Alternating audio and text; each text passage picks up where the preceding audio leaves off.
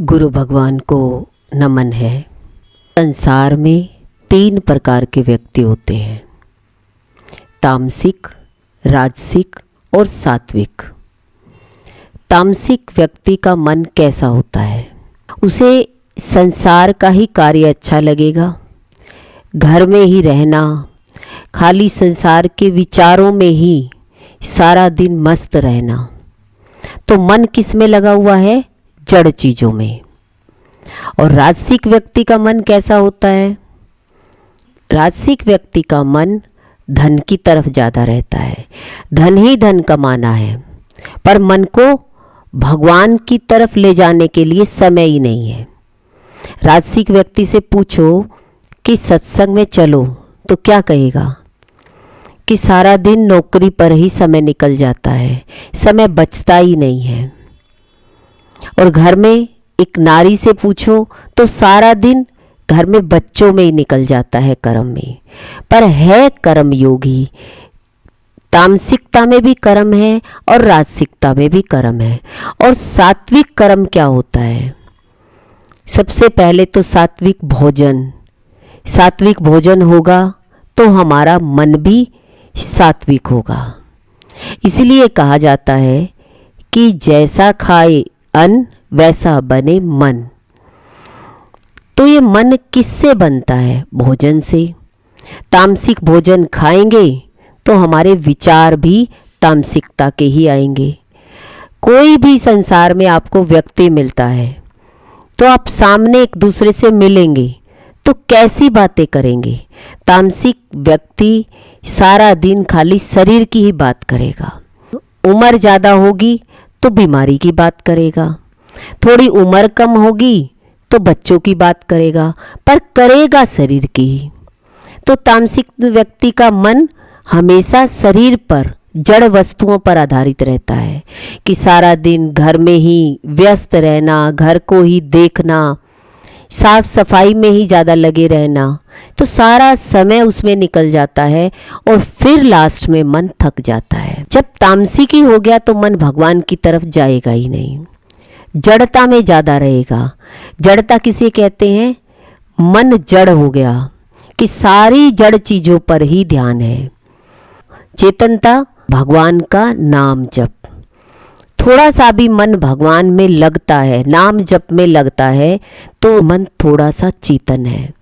नहीं तो ये मन सारा दिन शरीर की ही आसक्ति में लगा रहता है। तो गुरु के ज्ञान से ही ये बात समझ में आती है कि मेरा मन जड़वत तो नहीं है, कहीं मेरा मन इतना तामसिकता में तो नहीं है कि मैं सारा दिन खाली शरीर की ही बात करूं। शरीर किसी का भी हो सकता है, पति का हो सकता है, बच्चे का हो सकता है, किसी से प्यार करते हो उससे हो सकता है। आप किसी का भी नाम लेकर के सारी बातें उसकी कई घंटों तक कर सकते हैं। ये है तामसिक मन। और राजसिक मन किसे कहते हैं? कि राजयोग बोला जाता है कि धन की तरफ जाना, कि सारा दिन धन के बारे में ही सोचते रहना। खर्चा चाहे भले ही कम करना हो, कमाना ज़्यादा है। आज के व्यक्ति की सैलरी बहुत ज़्यादा है, पर खर्च कितना कर पाएगा? पैसा तो कमाने में सारा दिन लगाएगा, पर खर्च करने के लिए समय ही नहीं होगा। फिर वो व्यक्ति सारी जिंदगी खाली 60 साल तक कमाता ही रहता है और एक जगह उस धन को जमा कर देता है। कहते हैं ना कि जो व्यक्ति इतना धन इकट्ठा कर लेता है और धन में मन की आसक्ति हो जाती है, वही मन आसक्त होकर के सर्प योनि में जाता है। व्यक्ति उस धन पर एक चौकीदारी करता है। बहुत धन आ जाए तो व्यक्ति उस धन पर बैठ जाता है कि घर में क्या रखा है? पैसा रखा है, कि हम घर से बाहर जा नहीं सकते। वो आपका नहीं है, पर आपकी आसक्ति किस में है? उस धन में। तो आपको क्या बना दिया जाएगा कि आप इस धन की रक्षा करना। सारी जिंदगी व्यक्ति कमाता है पर अपने ऊपर लगा नहीं पाता और जोड़ जोड़ करके जीवन से चला जाता है। इसे कहते हैं राजसिक मन। और सात्विक मन किसे कहते हैं? जो भगवान की भक्ति करता है, मन को भगवान में लगाता है, पूजा पाठ में लगाता है, राग द्वेष नहीं रखता, किसी के प्रति भी द्वेष नहीं होता और मन प्रेम से भरा रहता है। तो सात्विक गुण में क्या आता है? सबसे पहले तो भोजन आता है कि सात्विक भोजन करेगा, नॉनवेज वगैरह कुछ ऐसा सेवन वो बिल्कुल नहीं करेगा, वो उस व्यक्ति से भी दूर होता चला जाएगा। धीरे धीरे जब मन सात्विक होता है तो सर्कल भी छूट जाता है। तामसिक लोगों का सर्कल था और सात्विक लोगों में आप प्रवेश कर गए तो धीरे धीरे जो दोस्त गलत होते हैं वो छूटते चले जाते हैं। झगड़े होकर के आप दूर हो और चाहे आप कोई बात होकर के या धन वगैरह आपस में लेन देन करके आप दूर होते हो, पर सात्विक मन होते ही धीरे धीरे आपका मन संसार से वैराग्य की तरफ जाएगा। पहले तामसिकता से राजसिकता में और राजसिकता से सात्विकता में। जब व्यक्ति सात्विकता में आ जाता है तो उसका मन गुरु की शरण में लग जाता है, गुरु की आज्ञा में चलता है। नहीं तो व्यक्ति या धन की तरफ भागेगा या शारीरिक रूप से उसकी चर्चा करता रहेगा। अब यही देखना है कि हमारी सात्विक श्रद्धा है, राजसिक श्रद्धा है या तामसिक श्रद्धा है। तामसिक श्रद्धा वाला बार बार इधर से उधर छोड़ करके जाता रहेगा, मंत्र को बदलता रहेगा, संतों को बदलता रहेगा, पर जीवन में उस ज्ञान को लगा नहीं पाता। जब शुद्ध और सात्विक मन हो जाता है तो वो गुरु की शरण में टिक जाता है और मन श्रद्धा से भरपूर होता है। मन की कैसे पता लगेगी श्रद्धा है? मन जब आसक्त होता है गुरु में, ज्ञान में आसक्त होता है तो उसकी श्रद्धा मानी जाती है आत्म श्रद्धा। सात्विक भोजन लेने से हमारी आत्मिक श्रद्धा बनती है, नहीं तो सबकी कैसी श्रद्धा होती है? आज मन यहाँ लगा हुआ है, कल मन कहीं और है, आज मन किसी मंत्र में है, कल दूसरे मंत्र में होगा, बदलता रहता है। विश्वास ये नहीं कर पाता कि ये आत्म शक्ति है, शक्ति परमात्मा की एक है और उसी परमात्मा की पावर से हम सब चल रहे हैं। पृथ्वी, जल, अग्नि, वायु, आकाश, ये 5 तत्व है। इस शरीर में 5 तत्वों की प्रधानता है। जैसे जैसे हम इन 5 तत्वों को देखते हैं अपने शरीर से कि हमारा शरीर कौन से कार्य में लगा हुआ है, मन किस कार्य में जा रहा है, धन किस कार्य में लग रहा है, तो ये 5 तत्वों में पता लगता है कि आप जल तत्व में हो, पृथ्वी तत्व में हो, अग्नि तत्व में हो या वायु तत्व में हो या आकाश तत्व में। इन 5 तत्वों में ही हमने अपना विकास करना है। आपको कुछ भी अच्छा लगता, पृथ्वी तत्व में होगा तो आपको क्या लगेगा? मूर्ति के प्रति आपका प्रेम पैदा होगा। जल तत्व होगा तो आपका हृदय, आपका दिल प्रेम से बहेगा। जल क्या है? बहने वाला है। सात्विक होगा तो आप हवन करेंगे और तामसिक होगा तो क्या होगा? आप गुस्सा करेंगे। तो अग्नि तत्व का स्वभाव क्या है? तामसिकता में तो गुस्सा आता है और सात्विकता में प्रेम बढ़ता है। वायु तत्व, वायु तत्व में देखिए, शुद्ध वायु तत्व में जो व्यक्ति सुबह उठ करके प्राणायाम करता है, अपने शरीर के अंदर में ऑक्सीजन ग्रहण करता है, तो कहते हैं उसका भाव धीरे धीरे जितने भी ब्रह्मांड में, वायुमंडल में शुद्ध कण होंगे तो आपका देने का भाव आएगा। वायु अंदर जा रही है, बाहर आ रही है, तो ये लेन देन का स्वभाव है। तो आपके अंदर में भाव क्या? सात्विक होगा तो क्या होगा? निष्कामता का रहेगा। और तामसिक भाव आएगा तो वो वायु तो अंदर प्रवेश कर रही है पर आपके मांगने की इच्छा होगी। आकाश तत्व का मतलब क्या हो गया? शांत भाव में रहना। सात्विकता में आते ही आपका मन शांत अवस्था में आ जाएगा। अपने अंदर में क्या भाव आएगा? मैं शांत सच्चिद आनंद स्वरूप हूँ। आपके भाव कैसे प्रकट होंगे? आप गुरु के प्रेम के भजन गाएंगे या हरि के भजन गाएंगे या राधा रानी के भजन गाएंगे, माता रानी के भजन गाएंगे, आपको गाने का शौक होगा। इससे क्या लगता है कि आपके भाव कैसे हैं?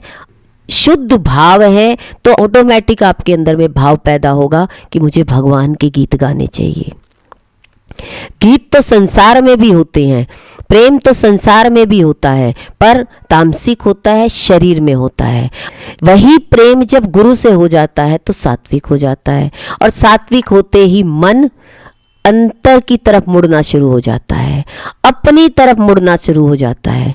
अब यही हमने देखना है कि मेरा मन मेरी अपनी तरफ रहता है या दूसरे की तरफ देख करके राग द्वेष में भरता है। अपनी तरफ आओगे तो प्रेम बढ़ता जाएगा, दूसरे की तरफ जाओगे तो द्वेष पैदा होता जाएगा। क्यों? क्योंकि दूसरे से जब उम्मीद लगा कर रखते हो, अंदर में इच्छा पैदा हो जाती है, और दूसरा कौन है? सामने जड़ है। उस जड़ व्यक्ति से हमने मन से कल्पना कर ली कि इनको ऐसा करना चाहिए। अब कल्पना हमारी है, कल्पना करते ही वो विचार बन जाते हैं। इस विचारों के पुंज को क्या कहते हैं? मन कहते हैं। यही मन जब परिपक्व हो जाता है कि ये सब कुछ मेरा है, देखिए सामने वाला व्यक्ति आपका है नहीं, पर आपने मन से मान लिया ये मेरा है, ये बन गया विचार, विचार से बना मन, और इसी मन के ऊपर जब मन पक्का हो गया तो बुद्धि की डाल निकल आई। बुद्धि ने क्या पक्का करा दिया? अब तो सच में ही सब कुछ मेरा है। अब ये बुद्धि थी नहीं, विचारों से बुद्धि का निकलना हो गया और पक्का हो गया तो इसे बुद्धि बोल दी गई। पर मन और बुद्धि क्या है? खोखले हैं, कुछ नहीं है, इनका अस्तित्व कुछ नहीं है। ना तन का अस्तित्व है, ना मन का अस्तित्व है, ना ही बुद्धि का अस्तित्व है। इन तीनों का अस्तित्व पक्का मान लेते हैं तो कहते हैं इस संसार में दुख ही दुख मन को मिलता है। इसलिए कहा जाता है कि मन की श्रद्धा तो सबकी होती है, पर आत्म श्रद्धा किसकी होती है? मन पर तुम्हारी श्रद्धा अपूर्ण है। जो आपने कल्पना कर ली तो वो मन क्या करता है? उसकी श्रद्धा हो गई, अब तो मुझे पक्का हो गया। एक रात में पति पत्नी 7 फेरे लगा करके क्या हो जाता है? पत्नी पति की पक्का कर लिया मन ने। अब मन मिले ना मिले कुछ नहीं कह सकते। 6 महीने बाद भी रिश्ता टूट सकता है, 6 दिन बाद भी टूट सकता है, उसी समय भी टूट सकता है। अभी सुन रहे थे कि टीवी में एक वीडियो आ रही थी, कह रहे थे कि कल एक बच्चा घोड़ी पर बैठा शादी के लिए और अटैक हो गया, तो शादी हुई नहीं, पर अरमान कितने हो गए, कल्पना कितनी हो गई। कितनी कल्पना हो जाती है, कितनी सोच बन जाती है, कितनी बाहर की टिकट बन जाती है कि वहां जाएंगे। मन को तो कितनी श्रद्धा थी, ऐसा करेंगे, 1 सेकंड लगी, शादी हुई नहीं, बच्चा जीवन से चला गया। ऐसे ही हमारी मन की श्रद्धा, संसार में हम जितना भी इन संसारियों को देख करके मन पक्का करते हैं, पर वो मन कच्चा ही होता है, पक्का नहीं हो सकता। पर सबने अपने मन की श्रद्धा से क्या सोच रखा है? जन्मों जन्मों की कसमें वादे करते हैं, प्रतिज्ञा करते हैं कि हम आजीवन भर ऐसे रहेंगे, पर सेकंड नहीं लगती, क्योंकि मन की श्रद्धा कभी भी टूट सकती है, पर मन हमेशा श्रद्धा से भरा हुआ है। और आत्मा की श्रद्धा हो जाए, फिर शरीर की कल्पना नहीं है, फिर मन की कल्पना नहीं है, फिर बुद्धि की कल्पना नहीं है, फिर तीनों चीज गिरा करके व्यक्ति अपने आत्म चेतन स्वरूप में रहता है कि भगवान वर्तमान में रखता है। Live in the moment. कुछ नहीं मालूम 5 मिनट बाद क्या होने वाला है। आज सुबह सुबह भूकंप आया 5:30 बजे, कुछ भी हो सकता था, दुनिया खत्म भी हो सकती थी, कितने लोग जीवन से जा भी सकते थे, कितना सब कुछ बर्बाद भी हो सकता था, किसी को मालूम है। कितने झटके हमें बता कर जाते हैं कि एक पल में कुछ भी हो सकता है। फिर भी ये मन इतना विशाल बन गया है, इतना विराट बन गया। इस विराट मन को हटाना अपने आप की बस की बात नहीं है। इस मन से जो संसार बुन लिया, सोच लिया, बुद्धि की कल्पना कर ली, अपने आप से तोड़ना क्या आसान है? आसान नहीं है, क्योंकि जो भी दिखाई देता है उसके प्रति आपकी कल्पना शुरू हो जाती है, वो बन जाता है मन। और फिर चालाक बुद्धि इस मन को पक्का कराती रहती है, मेरा मन बिल्कुल सही सोच रहा है, पर प्रकृति में तो कुछ और ही है, प्रकृति कुछ और रूप दिखा रही है, पर हम अपने मन से कितना पक्का कर लेते हैं। ज्ञान हमें इस अज्ञानता से दूर करता है, गुरु हमें उस गुरुत्वाकर्षण में लेकर आते हैं, अपने आत्म स्वरूप में लेकर आते हैं। जैसे अष्टावक्र जी ने राजा जनक को ज्ञान दिया, घोड़े की नाल पर चढ़ते चढ़ते, तुम्हारा कोई राजपाट नहीं है, मन तुम नहीं हो, तन तुम नहीं हो, तुम्हारा कोई धन नहीं है। उसी समय गुरु की आज्ञा स्वीकार करी और मन उस आत्मा में लीन हो गया, उसी समय समाधि लग गई। अब सत्संग तो सभी सुनते हैं, सब गुरु भी सच्चा ज्ञान देते हैं, पर सामने वाले को ज्ञान नहीं लगता। उसका कारण क्या है? क्योंकि ये मन अंधा कभी आत्मज्ञानी के वचनों पर विश्वास नहीं करता। कारण यही है कि संसार बड़ा हो गया और आत्मा को छोटा कर दिया। पर आत्म शक्ति से ये शरीर चल रहा है, ना कि मन से चल रहा है। दिखाई दे रहा है मन, पर चलाने वाला इस मन को कौन है? चेतन शक्ति से ये शरीर प्रकट है, इस शरीर से ये मन प्रकट है, और इस मन से ये बुद्धि चालाक प्रकट हो गई और इसने सारा पसारा सच मान लिया। तन मन और बुद्धि को सच मान लिया और इनको सच मानते मानते फेल होते चले गए। इसीलिए भगवान श्री कृष्ण ने कहा, जो संसार में पूरी तरीके से आसक्त है वो हारेगा, कभी जीतेगा नहीं। जिसका कोई है ही नहीं, वहां हारने की संभावना है ही नहीं, क्योंकि उसने किसी को देख करके मन पैदा ही नहीं किया, मन का जन्म ही नहीं होने दिया। और जिसका मन का जन्म ही नहीं हुआ तो बुद्धि कहाँ से पैदा होगी?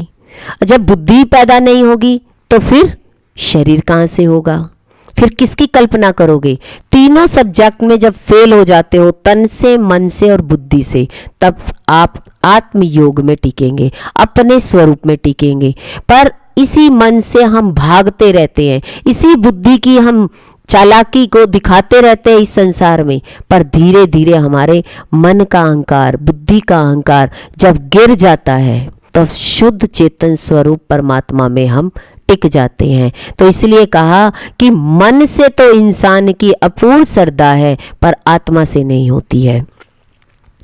और मन तुम्हें रोज गड्ढे में डाले तब भी श्रद्धा टूटती नहीं है। रोज संसार हमें दुख दे रहा है, फिर भी हमारा मन उस गड्ढे में गिर रहा है, देख रहा है सामने गड्ढा है और मैं गिरता जा रहा हूं, फिर भी इंसान क्या कहेगा? मेरे मन की तो पूरी श्रद्धा है, हम इस गड्ढे से बच जाएंगे, हम इस गड्ढे में गिर करके नुकसान भी हो सकता है, फिर भी उठ करके मन क्या कहेगा? अब दोबारा गड्ढे में नहीं गिरेंगे। नुकसान होने के बाद भी मन इतना पक्का होता है कि दोबारा उठ करके उसी अहंकार में आ जाता है। गुरु के पास इतने प्रेमी आते हैं, सब किसकी बात करते हैं? मन की श्रद्धा की तो बात करते हैं। 10 साल 20 साल रहेंगे, पर अपना मन अहंकारी कब शरीर भाव को पक्का करके, मन को पक्का करके, बुद्धि से चालाकी करके अपने शरीर को सत्यता दिखाता रहता है। संत के सामने व्यक्ति शरीर का अहंकार दिखाए, मन का अहंकार दिखाए, बुद्धि का दिखाए, धन का दिखाए, पैसे का दिखाए, पढ़ाई का दिखाए, पर ये सब है क्या? आत्मज्ञानी के आगे ये सब अहंकार रूप है। पर सारा संसार अहंकार लेकर खड़ा होता है और सामने निरहंकारी गुरु खड़े होते हैं।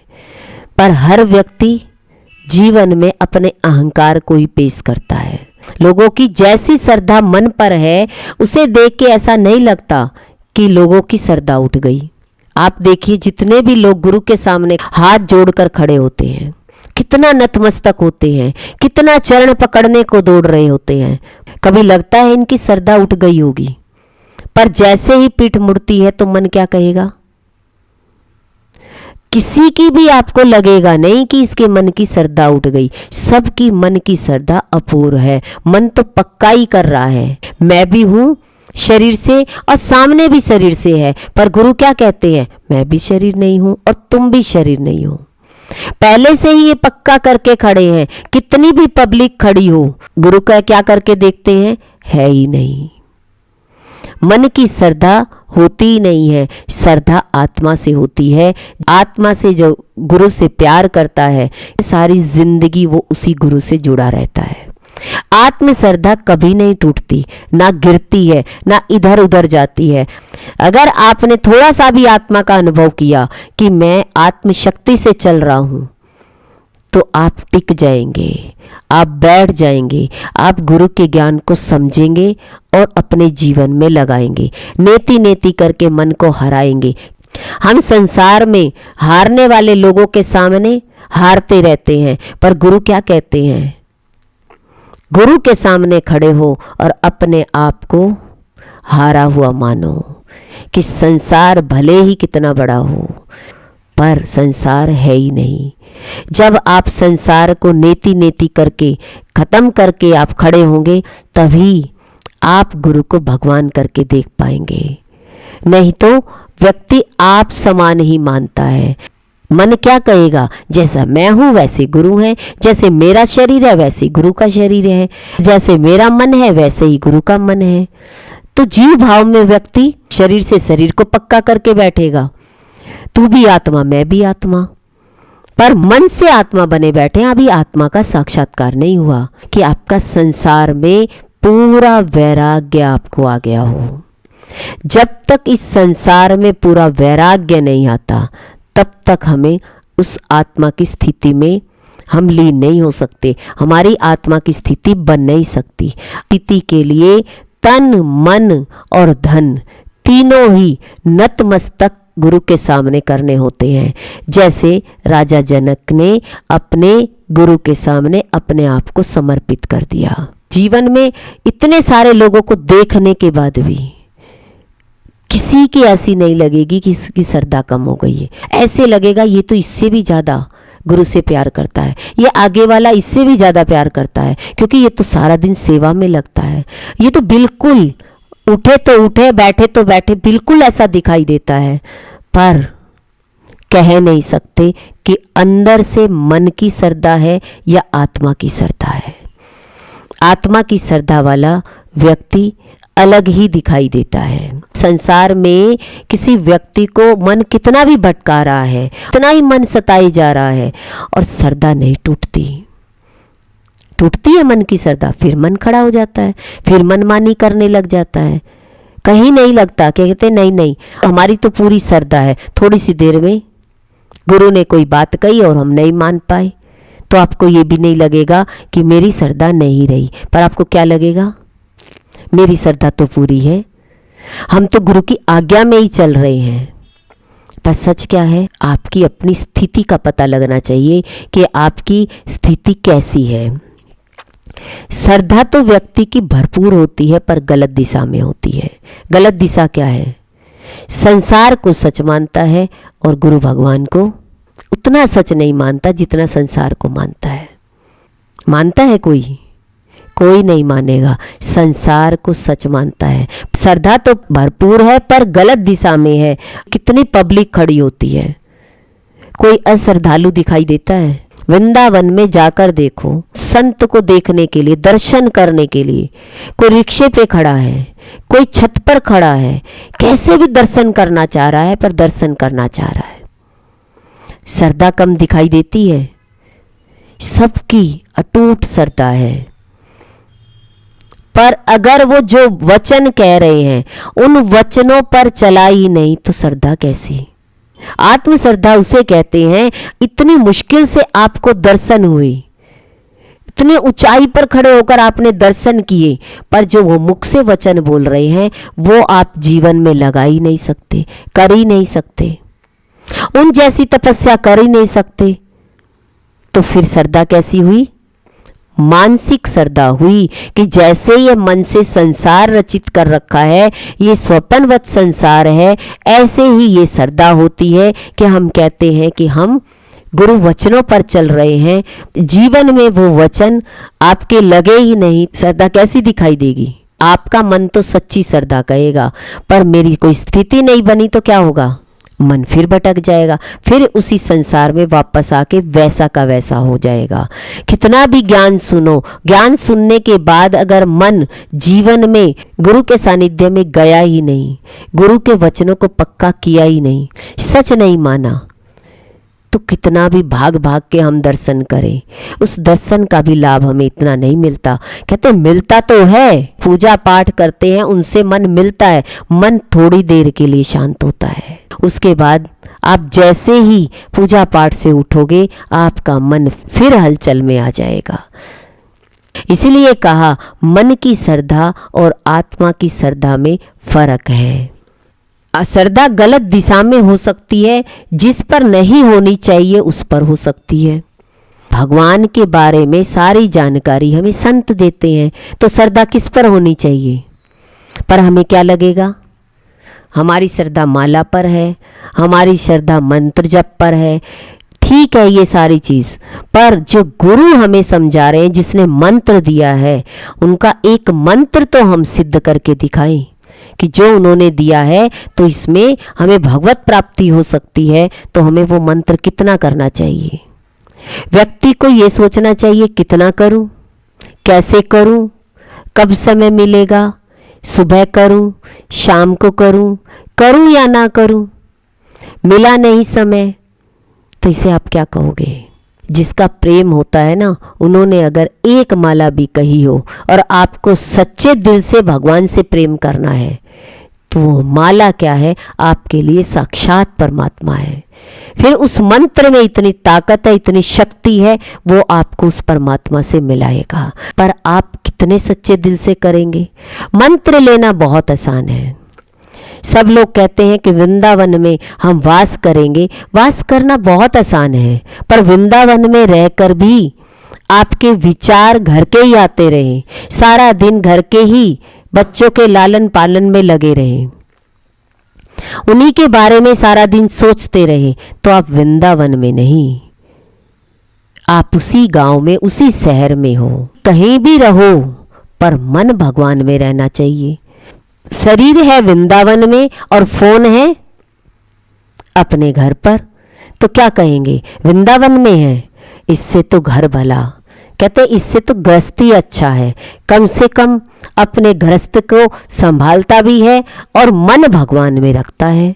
मीराबाई ने अपने घर में रह करके भगवान की भक्ति करी, मन भगवान में लगा रहा। कितने उल्टे चलने वाले मिले, सास उल्टी चलने वाले मिली, देवरानी जिठानी उल्टी चलने वाली मिली, सभी उल्टे मिले, नंद वगैरह सब उल्टी मिली, पर मन किस में लगा रहा? भगवान में, और भगवान का साक्षात्कार कर लिया। वृंदावन कब गई? जब पूरा अपने संसार को निभाया, जब संसार ने ही निकाला दे दिया कि तुम जाओ यहां से, तब जाकर के वो वृंदावन गई। और आज व्यक्ति सारा परिवार को छोड़ करके कहे कि हम वृंदावन में रहेंगे, तो कहते हैं वो भक्ति भी नहीं होती। मन कहाँ रहता है कि हमने घर छोड़ रखा है, ऐसे विचार मन में रहेंगे तो फिर ये मन तो है ही मिथ्या। पहले संसार में मिथ्या था, आज भगवान में मिथ्या है। पहले संसार को हाथ से पकड़ा हुआ था, आज भगवान की मूर्ति को भी लेकर के पकड़ा हुआ है, पर मन भगवान में नहीं है। जब तक आत्मज्ञान नहीं समझोगे तब तक हमारा मन सच्चे दिल से किसी भी मूर्ति या किसी भी संत से प्यार नहीं कर पाएगा। पहले संतों के सानिध्य में बैठ करके अपने मन को, अपने अंतःकरण को साफ करो। जब तक मन इन बुराइयों से नहीं हटेगा, जब तक बुराइयां दिखाई दे रही है, मन को संसार ही दिखाई दे रहा है, तब तक मन भगवान में जाएगा कैसे? मन तो समाप्ति नहीं हो रहा, पर इन्हीं विचारों को भी आपको त्याग करना पड़ेगा। मानसिक रूप से आपका मन आसक्त है धन में भी और शरीर में भी, तो भक्ति कौन सी है? भक्ति किसे कहोगे? मन तो एक ही है, मन गोपियों का एक ही है। गोपियों ने क्या कहा उद्धव से?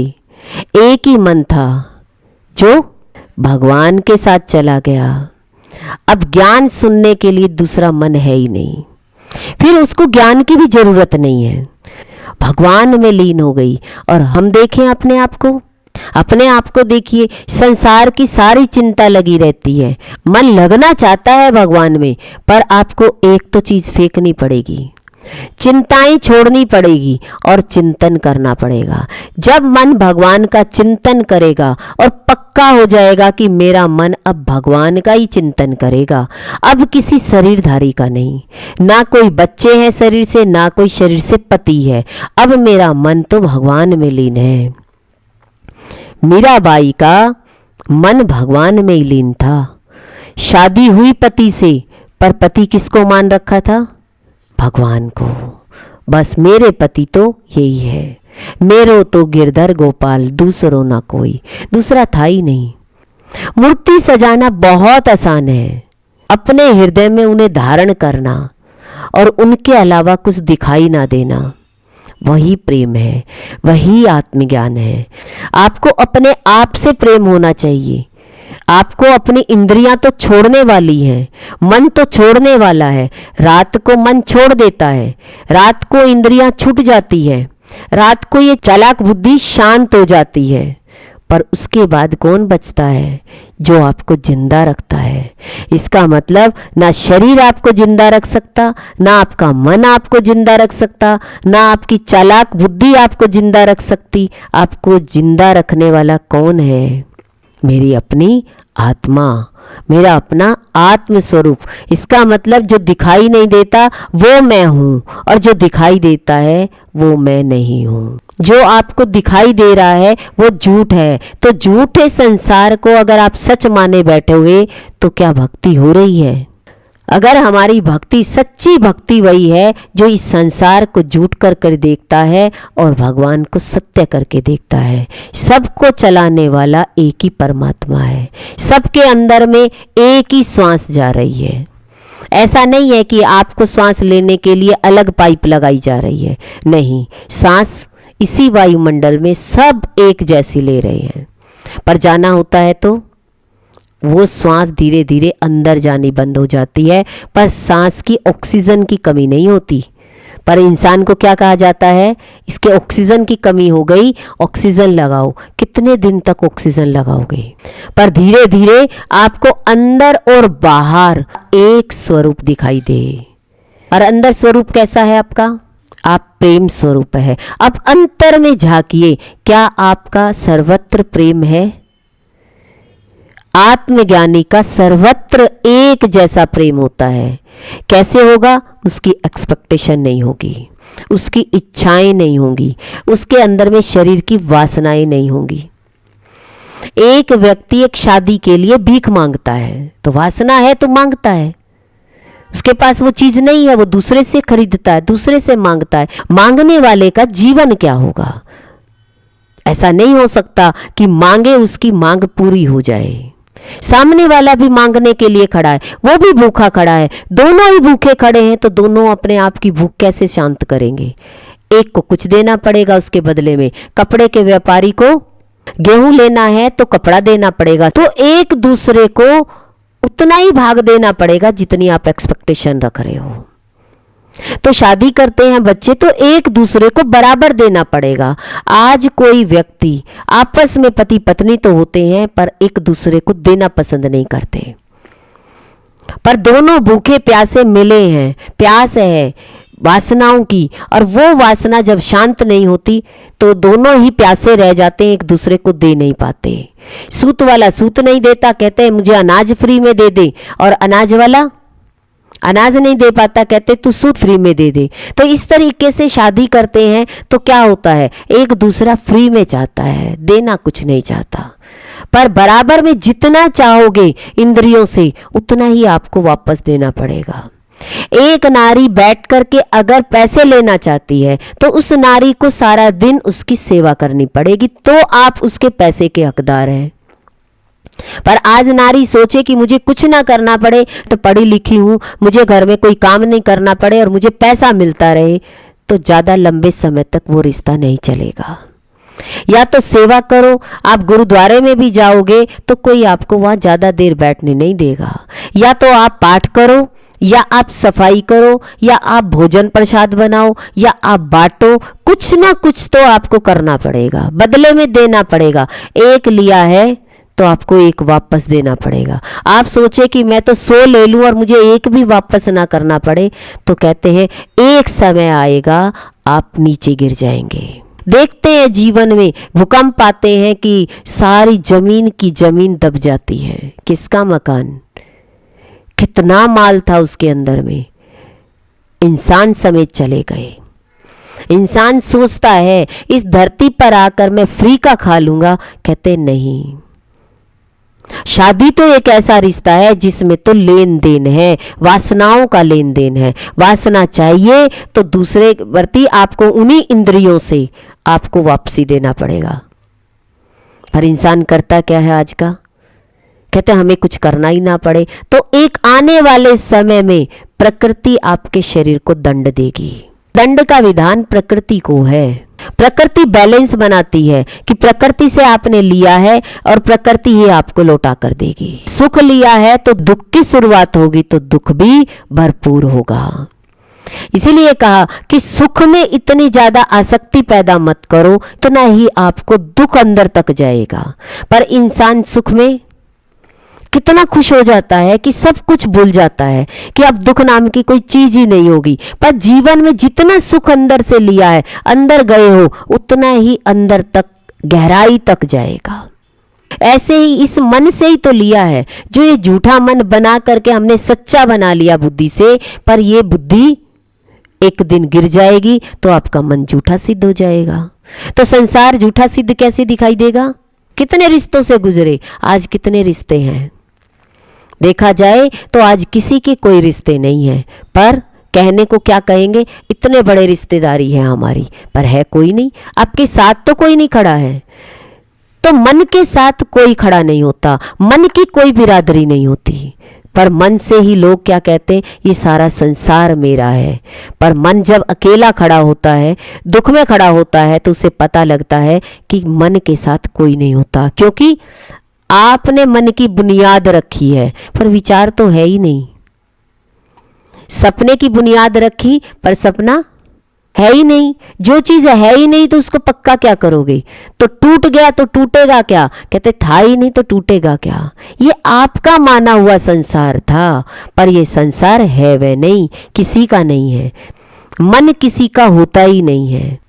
मन से ही हमने इस संसार को पक्का मान रखा है। तभी तो नानक दुखिया सब संसारा, सोई सुखिया जिस नाम अधारा। गुरु नानक देव जी ने तो मोटे अक्षरों में लिख दिया, ये मन रचित संसार आपको कभी सुख नहीं देगा। ये मन का रचा हुआ संसार है, माना हुआ संसार है। मानी हुई चीज लंबे समय तक नहीं चलती। सत्संग मिल जाता है तो हमारे ब्रेक लग जाती है। अब हम कोई कल्पना नहीं करेंगे, किसी की कल्पना नहीं करेंगे, ना अच्छे की ना बुरे की, और पिछला धीरे धीरे हमारे जीवन से कटता चला जाएगा। जैसे ही आपकी आत्मस्थिति बनी तो आपको मन से कल्पना करने की जरूरत नहीं है, क्योंकि पावरफुल करंट के साथ जुड़ने के बाद सच में पेट में भूख लगी तो उसी समय भोजन तैयार है। जो जरूरत होगी इन इंद्रियों को, उसी समय प्रकट हो जाएगी वो चीज। पर आपको इस मन को गिराना है, इस बुद्धि को गिराना है। जब ये दोनों चीज फेल हो जाएंगी तो आपकी आत्मशक्ति आप पर काम करेगी। अब तक ये आत्मशक्ति मन बन के बुद्धि बनकर दूसरे पर कार्य करती थी। अब दूसरे से हट करके आप अपने में आ गए। अब अपने को भी खत्म कर दिया तो आत्मा क्या करेगी? दूसरे की भी निष्कामता में काम आओगे और खुद के भी काम आएंगे। तब आपके कोई काम रुकेंगे? इतना सारे विचार आपके खत्म हो गए। अब विचार ही नहीं बचे तो पावर आपके पास है, नहीं तो सारी पावर किस पर खर्च होती थी? अब उसका ये करना है, उसका ये करना, उसका ये करना, सारी जिंदगी आगे से आगे। एक जन्म में देखिए 15 साल का बच्चा हुआ नहीं और सोच ले ली 50 साल की, तो उसने अपना जीवन कितना भूल लिया? 50 साल तक का। 50 साल तक के अपने विचार इतने पक्के कर लिए, तो अब सारी जिंदगी वो अपनी आत्मा की शक्ति को दूसरे के काम में लेगा, अपनी इंद्रियों को दूसरे के काम में लगाएगा, को दूसरे के बारे में सोचने लगेगा, और बुद्धि भी चालाक, दूसरे के ही काम आएगी। इसका मतलब तीनों तरीके से आप फेल होके आओगे या पास होके आओगे? 3 तरीके से फेल होकर आएंगे, फिर भी व्यक्ति अपना जोर लगाता है मैं जीत के रहूँगा। पर संसार में आज दिन तक कभी जीत हुई नहीं, जीत होगी नहीं, जीत हो सकती नहीं, क्योंकि ये मन आपका खुद का बना हुआ जंजाल है, ये खुद का बना हुआ जाल है, आपको ही काटना पड़ेगा। मकड़ी जाला बुनती है और उसी जाले में फंस जाती है, अब उसे बाहर निकलना है तो क्या करना पड़ेगा, उसी जाले को खाना पड़ेगा। हमने रिश्ते मान रखे हैं, उन्हीं को ही समाप्त करके नेति नेति करके मेरा किसी से कोई रिश्ता नहीं है, मेरा किसी से कोई नाता नहीं है, तो आपका मन धीरे धीरे समाप्त हो जाएगा और आप अपने स्वरूप में टिक जाएंगे। और आपका स्वरूप क्या है, शांत सच्चिद आनंद स्वरूप है। तो हम अपने स्वरूप में रहें, अपनी आत्मा में रहें, कल्पना ना करें किसी भी जड़ चीज को देख करके, किसी दूसरे व्यक्ति को देख करके, कहीं अपनों को देख करके सोच ना बनाए। सोच नहीं बनाएंगे तो आप उसके भी काम आएंगे, वो सोचेगा आपकी पावर को यूज कर सकता है, पर आप उनके बारे में सोच करके कल्पना करके फिर तो आपको जाना पड़ेगा शरीर से। तो शरीर का कर्म आपको, शरीर का धर्म आपको निभाना पड़ेगा। और सामने वाला व्यक्ति अगर आपके प्रति सोच रहा है कि ये व्यक्ति मेरे ऐसे काम आए, तो आपके पास पावर है, अपने आप उस दूर बैठे व्यक्ति का काम कर देगी। पर आपने उसके बारे में कोई कल्पना नहीं करनी कि मुझे करना है, तो आपको करना पड़ा तो फिर शरीर भी आपको लगाना पड़ेगा, मन भी आपको लगाना पड़ेगा और धन भी आपको लगाना है। तो आप तीनों तरीके से आपको धन कमाने के लिए भी जाना पड़ेगा, आपके इस्तेमाल नहीं होगा वो धन, ना आपका शरीर काम आएगा और सारी जिंदगी दूसरों के लिए यूज होंगे। और दूसरा कैसे करेगा आपके मन को, यूज एंड थ्रो। तो डिस्पोजल क्या होते हैं कि यूज किए और फेंक दिया। ऐसे ही इस मन को इस संसार में कल्पना करके अपना ये जंजाल बुन लिया तो एक दिन एक डिस्पोजल की तरह होंगे। व्यक्ति यूज करेगा और फिर आप दुखी होंगे, दुखी भी आप ही होंगे। क्यों? क्योंकि कल्पना भी आपने करी, फेंकने का साधन भी उसको आपने दिया, उसने फेंक दिया, तो फिर उसके बाद दुखी भी आप होंगे। तो तीनों प्रकार से दंड मिलता है। तो इस दंड से दूर होने के लिए सबसे पहले क्या करें, अपने आत्म स्वरूप में रहे, किसी को देखकर कोई कल्पना ना करे। मैं शांत सच्चिदानंद स्वरूप हूँ। गुरु भगवान के अनंत अनंत शुक्राने हैं।